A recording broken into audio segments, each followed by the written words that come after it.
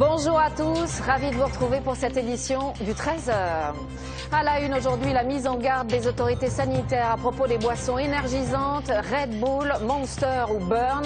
Les enfants en consomment de plus en plus alors qu'ils induisent des risques pour la santé. Jean-Daniel Flézaquier nous le confirmera dans un instant. Nous irons aussi aux États-Unis où le budget n'a pas été voté cette nuit. L'administration fédérale est paralysée. Des centaines de milliers de fonctionnaires se retrouvent au chômage forcé. Jacques Cardoz nous dira comment la première puissance du monde peut sortir de cette situation de blocage. Nous détaillerons ensuite un nouveau dispositif testé à partir d'aujourd'hui pour les moins de 25 ans en situation de grande précarité. La garantie jeune promet un revenu de 434 € par mois avec obligation de formation. Détails et explications avec Jean-Paul Chapelle. Nous découvrirons également une exposition sur ces objets de fantasme que sont les dessous. Le musée des arts décoratifs présente 200 modèles de corsets, soutien-gorge ou faux cul et les visiteuses peuvent les essayer. Et puis dans les 5 dernières minutes, nous recevrons Régis Marcon, chef 3 étoiles à Saint-Bonnet-le-Froid. Il a aussi la passion des champignons. Il en a fait un très beau livre, idéal pour la saison. Mais on commence par la guerre des prix. Après la téléphonie mobile, c'est le secteur de l'énergie qui est concerné, plus particulièrement l'électricité. Un concurrent d'EDF présente une proposition choc, une offre à prix bloqué sur 2 ans et elle tombe à point nommé au moment où le fournisseur historique doit appliquer 2 hausses réglementaires de tarifs dans l'année à venir. Le point avec Laura Zéphirin et Marie Cazot. Des factures d'électricité qui ne cessent d'augmenter année après année. Pourtant, peu de particuliers songent aujourd'hui à quitter leur fournisseur historique. On a toujours été EDF, on ne va pas changer pour une autre qu'on ne connaît pas. Dans le doute, je préfère rester chez EDF, je sais combien je paye et ça me va. Mais les tarifs réglementés d'EDF flambent, plus 5% cet été, plus 5% déjà prévus en 2014. Une aubaine pour ses principaux concurrents qui se lancent dans une guerre des prix, comme GDF Suez qui propose une offre à prix bloquée sur 2 ans pour échapper à la double hausse des tarifs réglementés.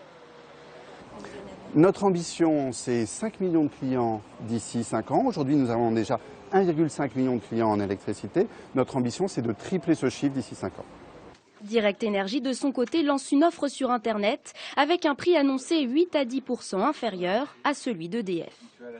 Nous avons des coûts de gestion plus faibles que ceux de nos concurrents, notamment par cette offre sur Internet, puisque le client prend en main un certain nombre d'actions en direct. Il va chercher sa facture sur son espace client. Des offres attractives, car depuis 2007, le marché de l'électricité est ouvert à la concurrence. EDF n'a plus le monopole. Pourtant, le fournisseur historique domine encore très largement le marché. 92,7% des particuliers lui sont restés fidèles. Les autres fournisseurs se partagent 7% du marché. Une donne qui pourrait changer. Jusqu'à présent, il y avait très peu d'écart entre EDF qui proposait le tarif réglementé de vente et les fournisseurs alternatifs. Les écarts de prix augmentent aujourd'hui sur l'électricité. Donc, il peut être intéressant pour certains types de consommateurs de comparer, de regarder. Mais EDF minimise la menace et affirme n'avoir pour l'instant perdu aucun client parmi ses 26 millions d'abonnés. Voilà, pardon pour ces petits problèmes de son sur ce reportage. D'autres consommateurs se sont détournés de l'énergie électrique pour aller vers des systèmes moins onéreux, le bois de chauffage notamment. En ce moment, les particuliers font leur stock, c'est donc le grand rush pour les fournisseurs. Personne ne veut être pris au dépourvu après l'hiver long et froid de l'an dernier. Reportage dans la banlieue de Rennes, Romuald Bonan, Gabriel Camilla. Le soleil se lève à peine, mais pour Yannick Le Gall, la journée de travail a déjà commencé. Car depuis quelques jours, avec l'arrivée des premières pluies et des températures plus fraîches, les commandes de bois ne se comptent plus. Pour cet artisan, c'est la course contre la montre. Tout le monde remplit les stocks pour se préparer à l'hiver qui arrive. Et de ce fait, tout arrive en même temps et c'est la course tous les jours. Dans cette petite entreprise de la région rennaise, les mois de septembre et octobre vont représenter 30% des ventes cette année.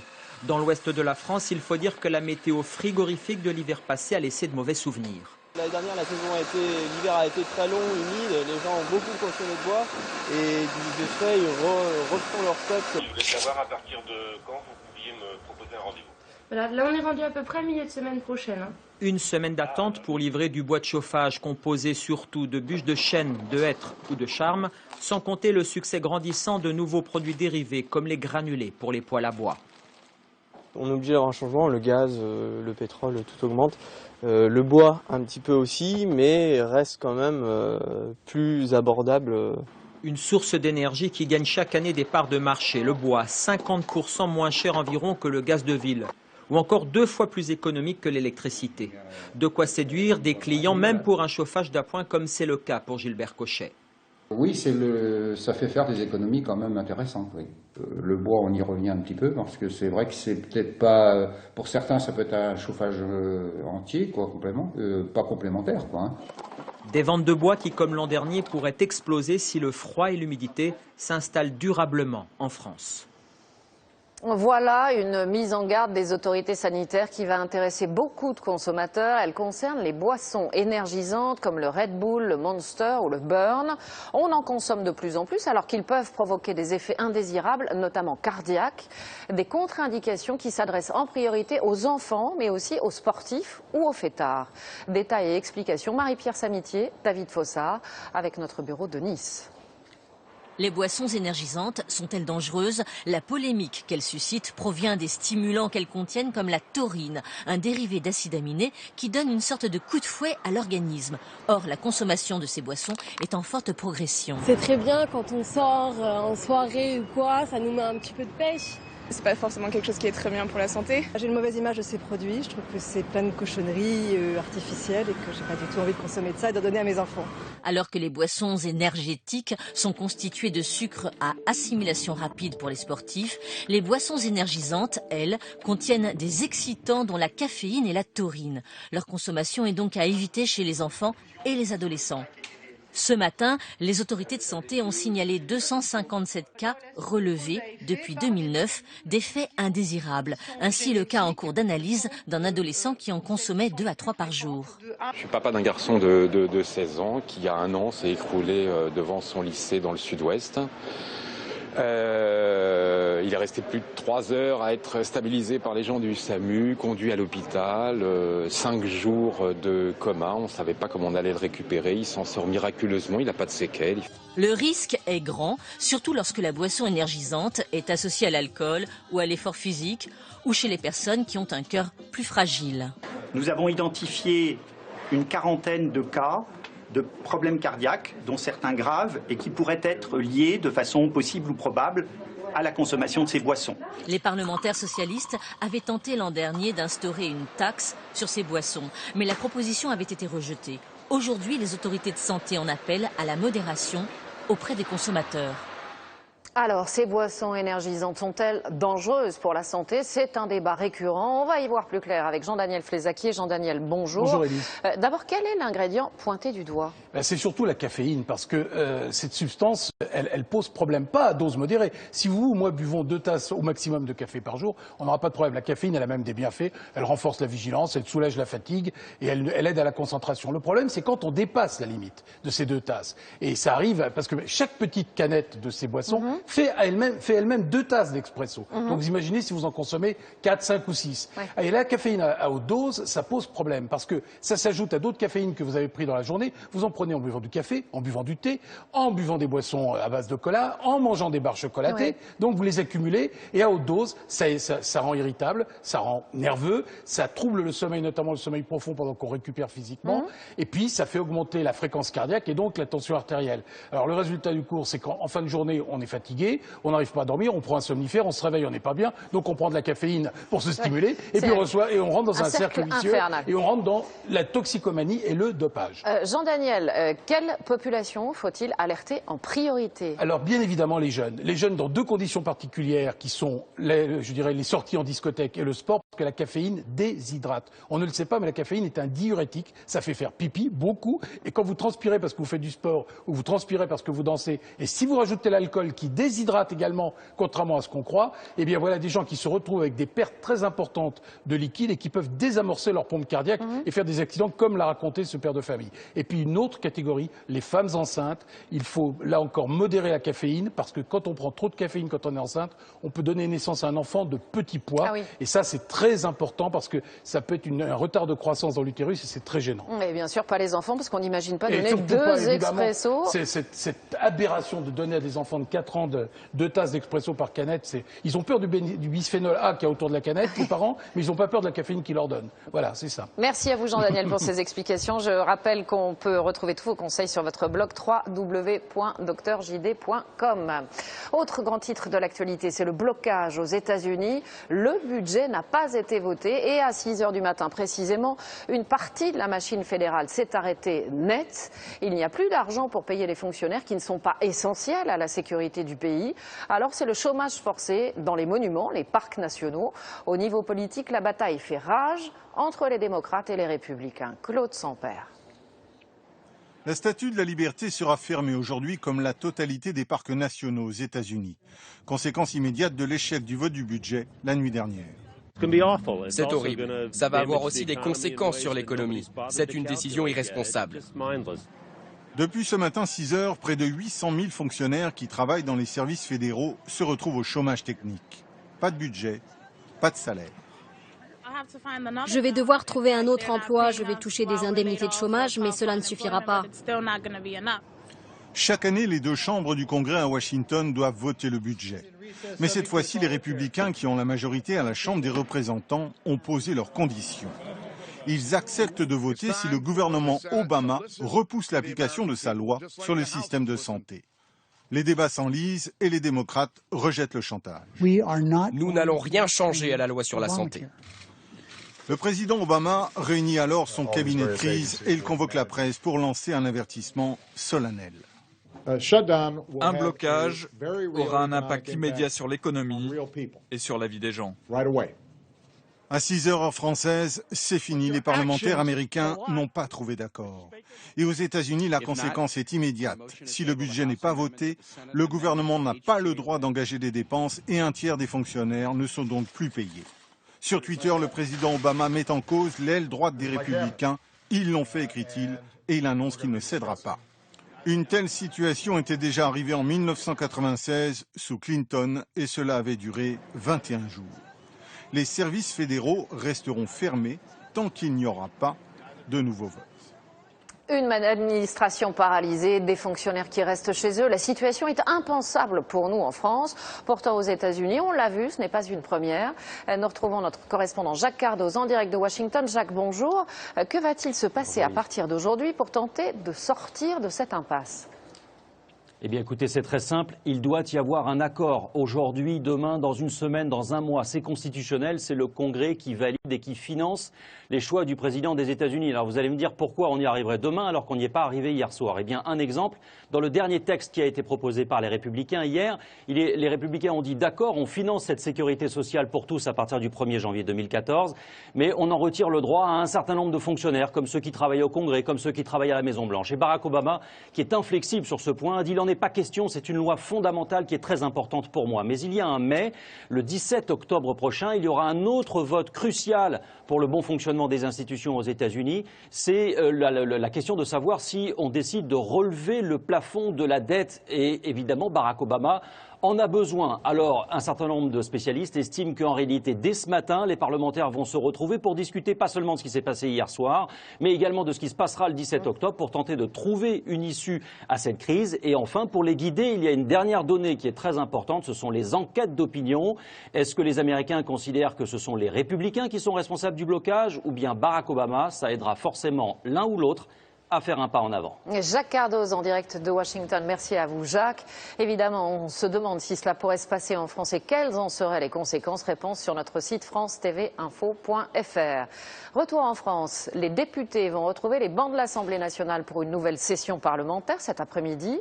Et ces derniers jours, on ne peut pas dire qu'ils aient été épargnés par les électeurs. Sur les impôts, le pouvoir d'achat, les critiques sont vives sur les marchés. Les élus PS notamment ont bien du mal à trouver des arguments. Il y a quelques jours, nous avons suivi Thomas Thévenoud dans sa circonscription de Saône-et-Loire. Reportage Stéphane Despinois, Olivier Gardette. Salut, bonjour, un vigneron du Mâconnais. C'est bien, les vignerons du Mâconnais sont là. La permanence de Thomas Thévenoud ne désemplit pas. Jour après jour, ses concitoyens l'interpellent sur la difficulté à joindre les deux bouts.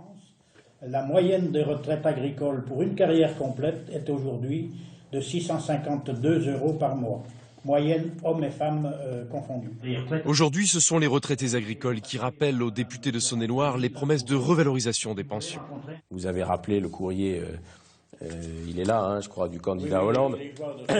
Bon.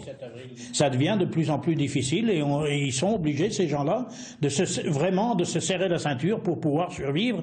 Face aux doléances, le député avance les contraintes budgétaires.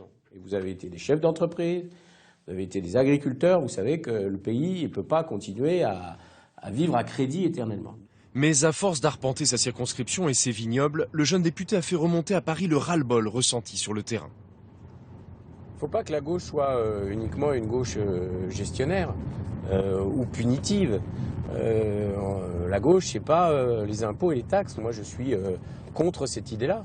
Nous arrivons dans une PME qui fait des tracteurs pour les vignes. Aller à la rencontre des salariés, c'est se confronter aux sujets qui fâchent et pour lesquels le député doit argumenter. Vous avez perdu quand on a supprimé la fiscalisation des heures supplémentaires? Un petit peu, ouais. C'est quoi un petit peu? À peu près 200 € quoi. Par mois? À peu près, ouais. 200 € par mois. Un manque à gagner que François Hollande a promis de prendre en compte en allégeant les premières tranches de l'impôt sur le revenu. Car le thème du pouvoir d'achat, il revient sans cesse. Je n'ai pas fait des grandes écoles, mais si on gagne pas, on gagne pour vivre, on ne gagne pas assez pour consommer. Et qu'est-ce qui fait vivre le monde? C'est la consommation. Hein. Malgré la hausse des impôts, ils ne mettent pas la dégradation de leur niveau de vie uniquement sur le dos du gouvernement actuel. Pour moi, ça fait plus d'1 an. Ça fait déjà pas mal d'années où justement les petits salaires dans les entreprises ne sont pas à la hauteur, quoi. Ça suit pas l'augmentation du cours de la vie, c'est sûr. Thomas Thévenoud en est convaincu. Après avoir demandé des efforts aux Français, il est temps pour la gauche d'envoyer des signaux aux salariés les plus modestes. C'est un comble. Le directeur de l'agence qui s'occupe du traitement informatique des contraventions n'a pas payé certains de ses PV. Ce sont nos confrères de Mediapart qui révèlent l'affaire. Certes, le montant n'est pas énorme. 700 € ont été réglés directement par l'administration. Mais sur le principe, ça ressemble à une sortie de route. Pour le moment, le principal intéressé reste muet. Sarah Bernuchon, Stéphane Guillemot. Celui que l'on surnomme Monsieur Contravention, soupçonné d'avoir fait payer ses propres PV par l'État. Monsieur Contravention, c'est Jean-Jacques Dubac, à la tête du centre de traitement des PV. Son credo, se battre contre les fraudeurs. Lors de ce débat télévisé, il se montrait intraitable. Il y a la fraude dans la fraude. Déjà, la fraude, l'infraction routière est une fraude d'une certaine manière, mais il y a celui qui non seulement est pris, mais veut essayer d'échapper à la sanction. Mais selon le site Mediapart, Jean-Jacques Dubac aurait lui-même fraudé. Une douzaine de PV auraient été payés par l'État entre 2010 et 2013, soit 700 €. Une enquête a été ouverte par le ministère de l'Intérieur. Ce sont des accusations graves qui sont portées par voie de presse, qui sont portées par Mediapart. Et la réaction du ministère, elle a été immédiate. Pour faire la lumière sur ces faits, le ministère de l'Intérieur a diligenté une enquête. Selon Mediapart, il aurait également échappé au retrait de points sur son permis. Une affaire inacceptable pour cet avocat spécialisé dans l'automobile. On nous dit qu'aujourd'hui il y a zéro tolérance, qu'il y a une répression qui s'accroît à l'évidence, ne serait-ce qu'avec la multiplication de l'installation des radars automatiques. Et de l'autre côté, on a le sentiment qu'il y a toujours les passe-droits pour les puissants, pour ceux qui sont bien placés, et c'est le moins qu'on puisse dire. Pour sa défense, Jean-Jacques Dubac explique qu'il s'agit d'une voiture de fonction que d'autres que lui peuvent conduire. Pour l'heure, il a été maintenu à son poste. Ce n'est pas le Costa Concordia, mais les passagers d'un bateau de croisière ont eu une belle frayeur cette nuit sur le Rhin. La proue du navire s'est en effet encastrée à 4 h du matin dans un ponton en ferraille à une trentaine de kilomètres de Strasbourg. Vous le voyez, une brèche s'est ouverte dans la coque, mais au-dessus du niveau du fleuve. Ce matin, les 230 personnes qui étaient à bord ont été transférées sur un autre bateau.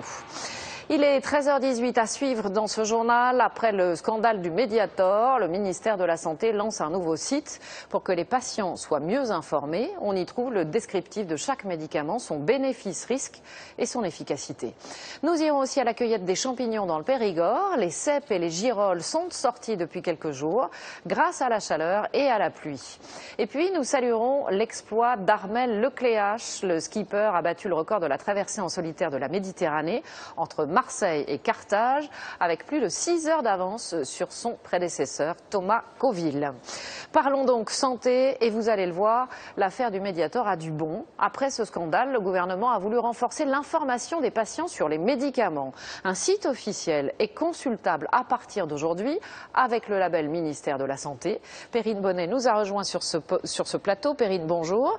Il y avait déjà le Vidal en ligne, Doctissimo. Qu'y a-t-il de nouveau avec ce site? Eh bien, vous l'avez dit, là c'est une liste officielle des 12 000 médicaments en circulation. Jusqu'ici, il fallait naviguer de site en site pour avoir des informations pas toujours complètes, parfois même biaisées parce que beaucoup de sites internet dédiés à la santé sont financés par l'industrie pharmaceutique. Là, l'objectif, c'est la fiabilité. L'adresse, c'est www.medicaments.gouv.fr. Ah, précisément, on prend un médicament. Comment ça marche? Que peut-on trouver comme information sur ce site? Prenons par exemple l'ibuprofène, c'est l'anti-inflammatoire le plus utilisé. On a accès d'abord aux indications thérapeutiques. On peut savoir aussi s'il existe en version générique, connaître son prix, son taux de remboursement, et puis des informations plus techniques mais qui ont leur intérêt, le service médical rendu. En gros, si le médicament est classé comme efficace ou non, et l'amélioration du service médical rendu, c'est-à-dire est-ce que ce médicament est plus efficace que celui qui existait auparavant. Franchement, Perrine, est-ce que c'est utile pour les patients? Alors ça ne va pas remplacer évidemment le conseil des médecins ou celui des pharmaciens, mais prenons un exemple, j'ai des crampes et j'ai dans mon armoire à pharmacie un décontractant musculaire, du tétrazépam. Eh bien je tape le nom et je découvre que, attention, danger, le tétrazépam a été retiré du marché pour des raisons de santé publique. Ça peut donc m'éviter quelques ennuis. Merci à vous, Perrine, pour toutes ces précisions. Cette situation ubuesque maintenant à Montpellier, dans un collège, une cinquantaine d'élèves se sont retrouvés privés de cantine. Pas tous les jours, mais seulement le lundi, parce qu'il y avait trop d'inscrits. Hier, les parents ont manifesté en pique-niquant devant l'établissement. Le problème devrait se régler rapidement. Sur place, Anne Domy. Demi-pensionnaire, un bon point qui se mérite dans ce collège montpelliérain. Faute de place suffisante dans le réfectoire, seuls 260 élèves ont le droit d'y déjeuner. Pour les 60 autres, c'est l'école de la débrouille. On est allé dans le bureau de la principale et elle nous a dit qu'il n'y avait plus de place.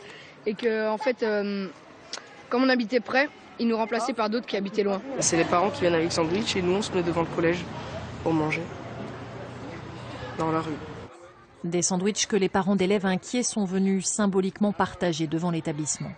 On peut se dire qu'il est en 4e, quand on apprend qu'il y a même des enfants en 6e qui peuvent être touchés, c'est vraiment complètement anormal, c'est inacceptable. On comprend qu'il peut y avoir des problèmes d'organisation, mais a priori on pouvait savoir dès juillet qu'il y aurait des soucis. La solution se trouve peut-être à 2 km de là, dans ce collège voisin, où le réfectoire, lui, est loin d'être plein. Vous voyez, c'est une salle qui est très vaste, qui comporte beaucoup de possibilités d'accueil. La cantine du collège ici accueille 80 demi-pensionnaires au quotidien. Donc nous avons bien sûr d'autres possibilités pour accueillir des jeunes de l'extérieur. Le Conseil général étudie la question d'ici 2 semaines. Les élèves recalés pourraient bien manger enfin un repas chaud, mais une fois par semaine seulement. Venons-en maintenant à ce dispositif qui va être testé à partir d'aujourd'hui dans 10 départements. Il s'adresse aux moins de 25 ans en état de grande précarité. Ça s'appelle la garantie jeune. Cela fait suite à l'échec du RSA jeune. Jean-Paul Chapelle, notre spécialiste économie, nous a rejoint sur ce plateau. Jean-Paul, bonjour. Bonjour. À qui s'adresse exactement ce dispositif? Alors donc ça s'adresse effectivement aux jeunes entre 18 et 25 ans qui ne vont plus à l'école, qui sont sans emploi ni formation.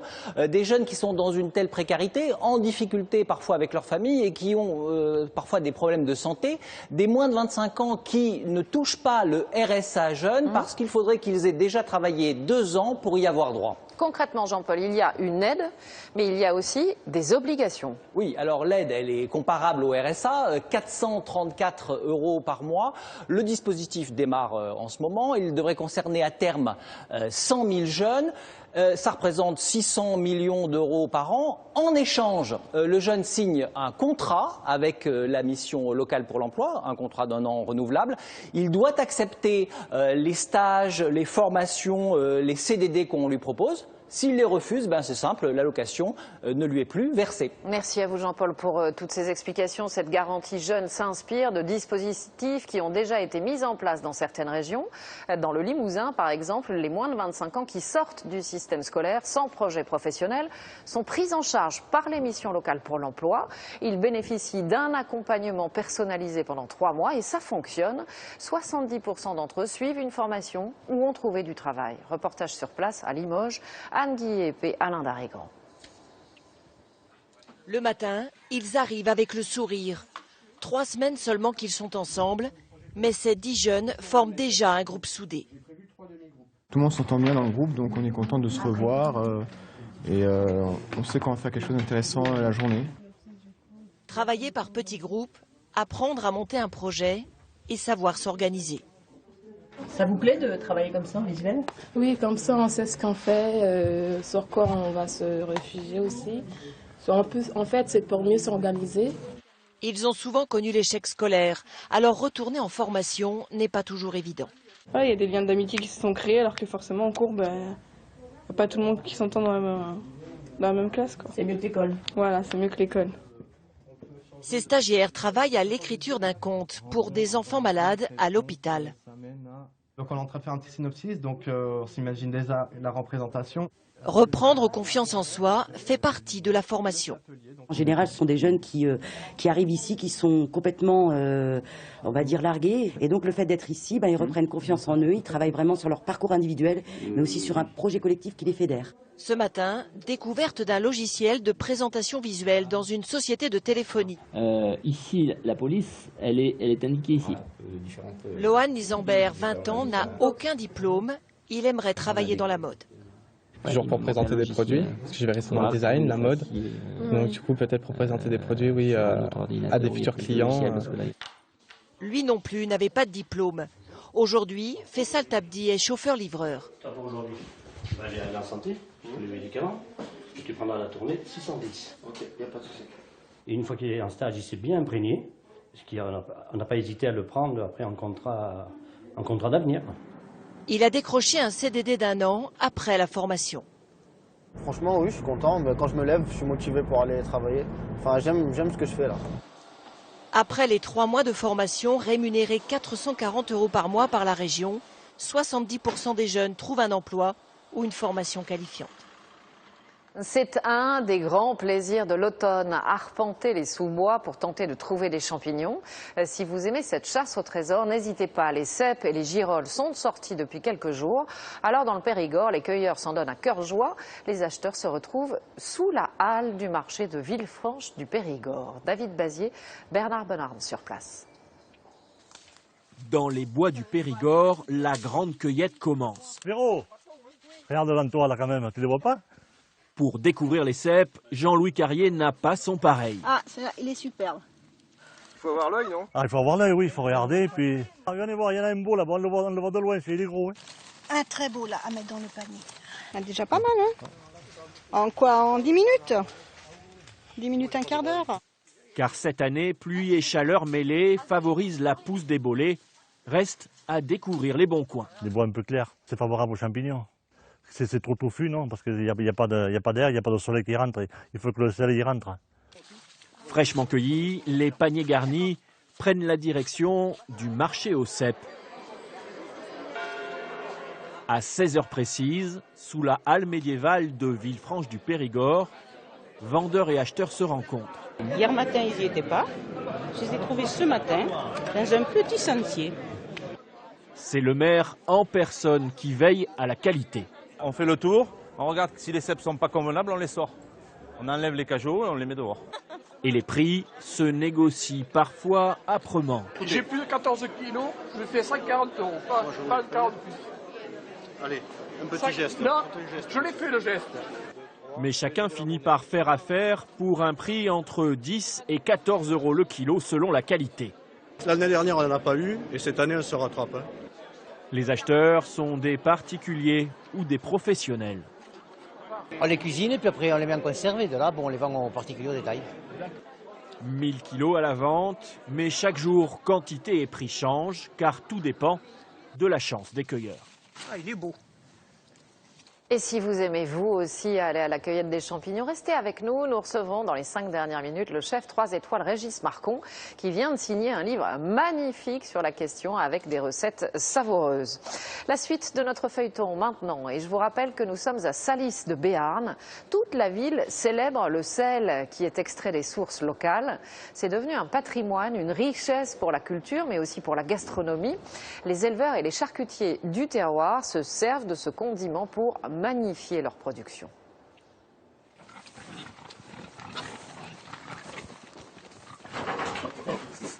Daniel Oyarzabal est à la fois charcutier et éleveur de porc. Mais pas n'importe quel porc. Donc la spécificité du porc gascon, c'est la rosace, la queue en tire-bouchon, bien sûr. On voit les oreilles en casquette, voilà. Doucement, là. Et bien sûr la couleur noire du pelage du cochon. Cultivateur de goût, selon ses propres termes, il élève ses cochons avec un engouement non dissimulé.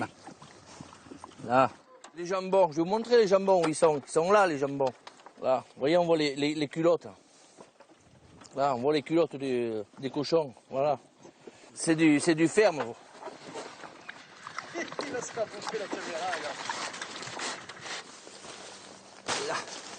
À la veille de la fête du sel, Daniel met les bouchées doubles pour saler les longes de porc. En fait, le sel de Salis, la particularité qu'il a, c'est qu'il est humide. Et dès qu'on applique le sel sur la viande, que ce soit le jambon, que ce soit le filet, que ce soit les ventrèches, eh bien, on sent de suite que la viande boit le sel de Salis.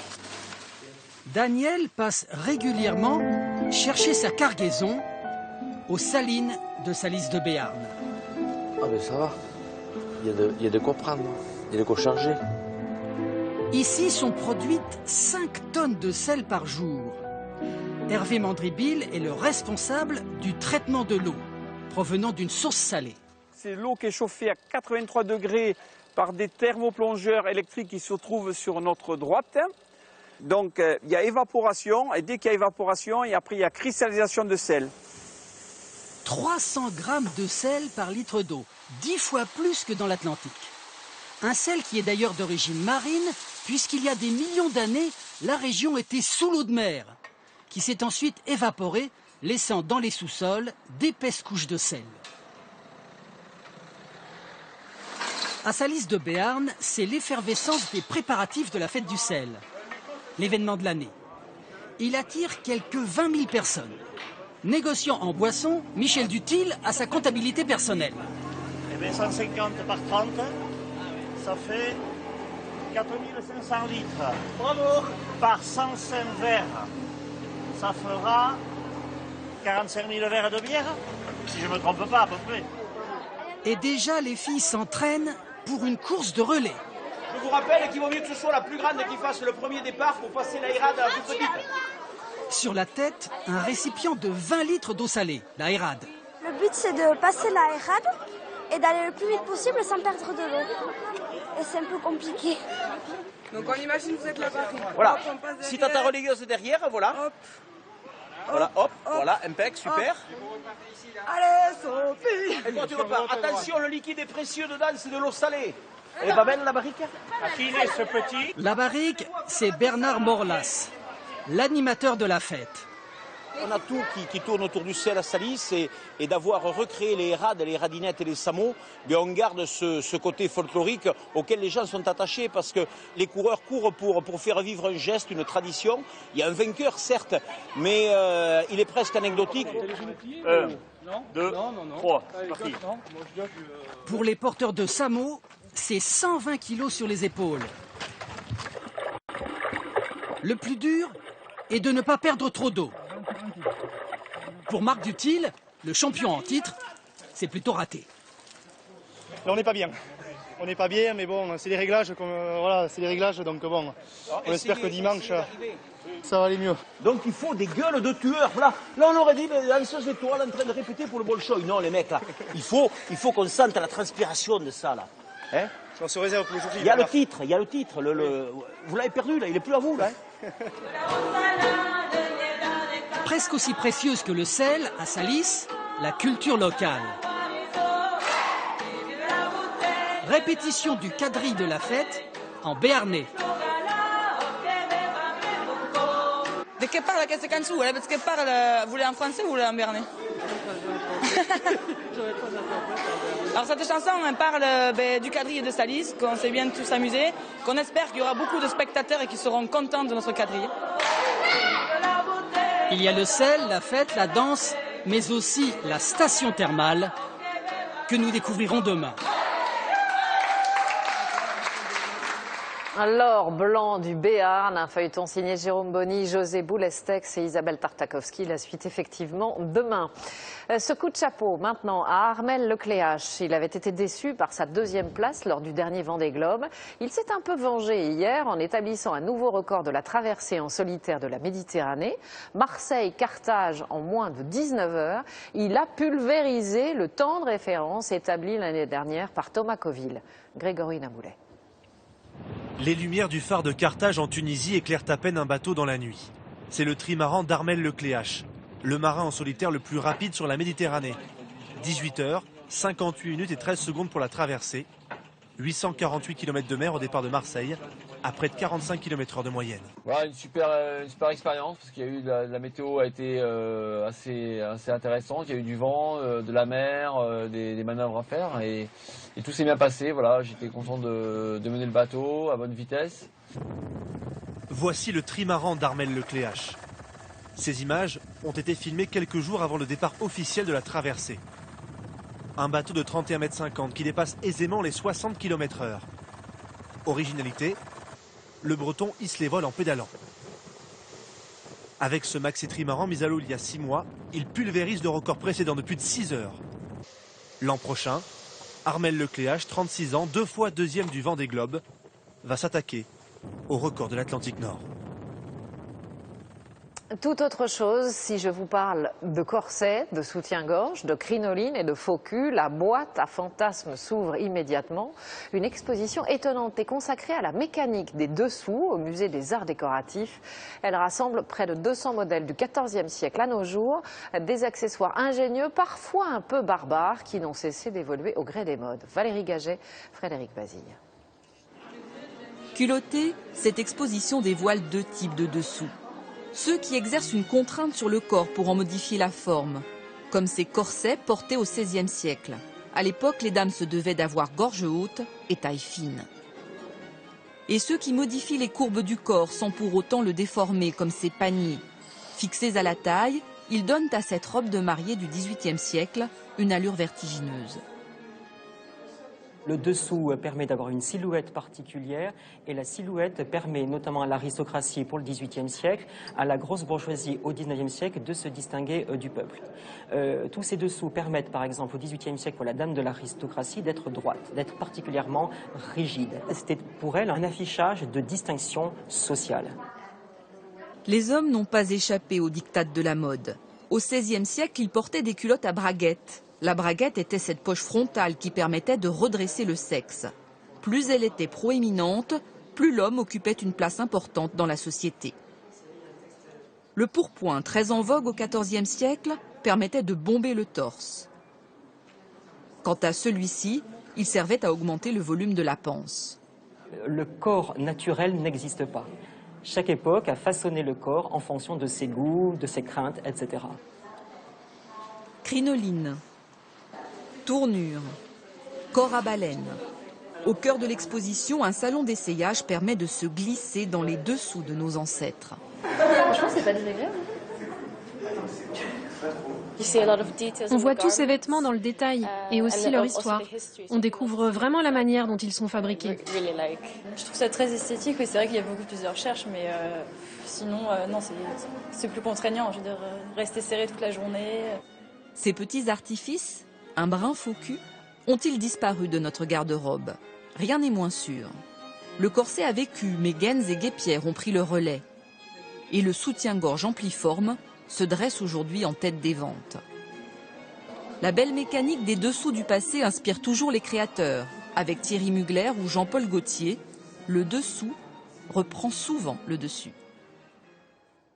C'est un chef 3 étoiles qui aime la cuisine, bien sûr, la gastronomie, mais il a aussi une passion dévorante pour les champignons. Il arpente les bois depuis qu'il a 5 ans dans sa Haute-Loire natale et il a essaimé sa carte de cèpes, de girolles, de morilles ou de mousserons. Cette passion, il en a fait un livre passionnant et gourmand. Voici maintenant l'invité des 5 dernières minutes. Et cet invité, c'est Régis Marcon. Bonjour. Bonjour. On est vraiment heureux de vous avoir ici sur ce plateau pour parler champignons, parce qu'on adore ça, nous aussi, les champignons. Je l'ai dit, vous êtes chef 3 étoiles dans votre établissement de Saint-Bonnet-le-Froid. Vous publiez surtout, mais vraiment un très beau livre. Il faut le dire, parce qu'il est magnifique, ce livre. On va en découvrir quelques pages ensemble, mais franchement, c'est une réussite. D'où vous vient cette passion des champignons? Racontez-nous, parce que c'est une vraie passion, hein. Oui, de toute façon, c'est une tradition à Saint-Bonnet-le-Froid, de père en fils, de père en fille.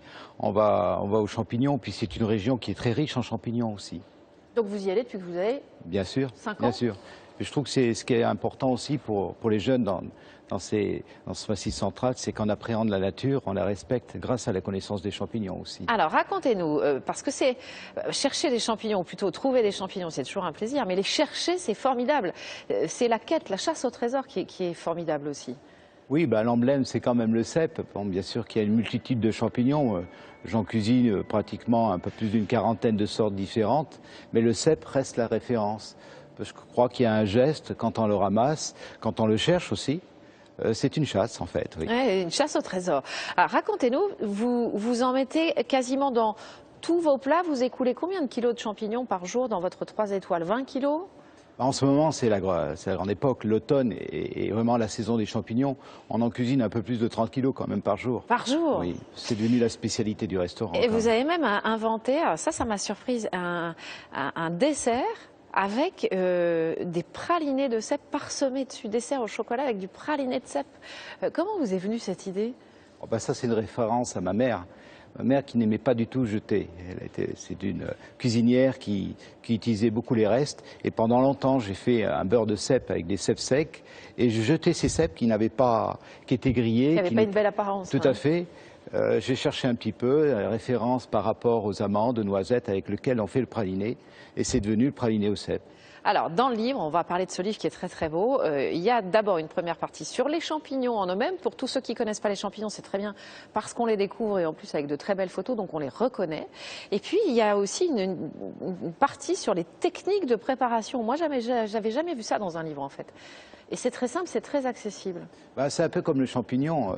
On a envie de le partager et je crois que l'expérience que j'ai en matière de champignons avec mes collègues, on a envie vraiment de le partager.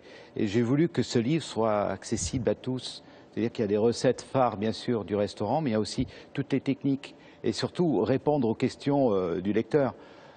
Comment on cuisine les champignons? Faut-il les laver? Faut-il les brosser? Faut-il les éplucher? Vous les lavez, vous les brossez? Quelles sont les parties consommables? Ça dépend tout des récoltes. Ah, oui. Moi, je dis qu'un champignon qui est sale, il faut le laver, bien entendu. Il y a les recettes aussi. Vous dites, ça je sais que c'est un de vos credos, qu'il faut rester simple en fait et qu'il faut rester modeste parce que l'objet, le champignon, c'est vraiment un trésor et qu'il faut préserver ce trésor. Tout à fait, je crois que le champignon demande à rester simple parce qu'il faut le rétrocéder son goût. C'est important, on goûte tel champignon. On respecte la beauté du produit. Bien sûr, il a un goût particulier. Vous avez des champignons qui ont le goût du coco, il y en a qui ont le goût de l'amande, vous avez des champignons qui ont le goût d'ail, vous avez des différents parfums dans ces champignons. C'est ce qui en fait vraiment cette richesse et il faut rester simple avant tout dans cette cuisine. Pour tous ceux qui vont trouver des cèpes là ce week-end, parce que je pense qu'il y a beaucoup de gens qui vont aller aux champignons ce week-end. Moi je vais y aller aussi d'ailleurs. Donnez-nous une idée de recette à la fois simple mais originale pour cuisiner les cèpes. Les cèpes, moi j'aime bien les garder entiers. En fait, juste peut-être couper au milieu.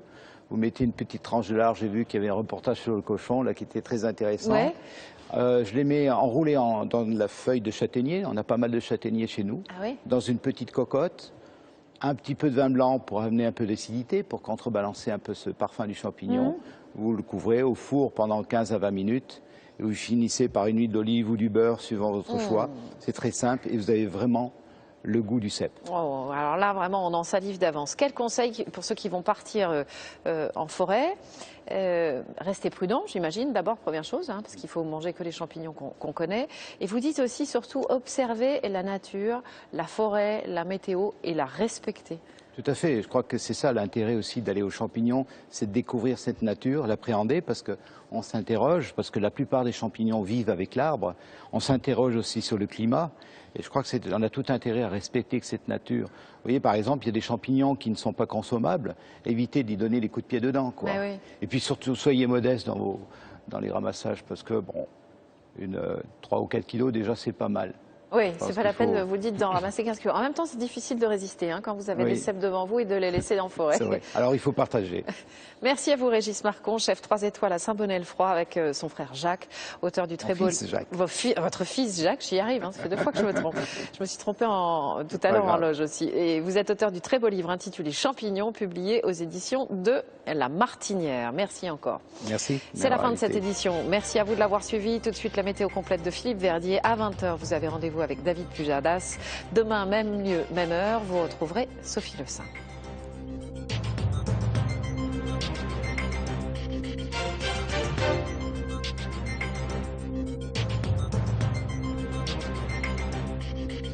Toute l'info en continu sur le site et l'application France TV Info.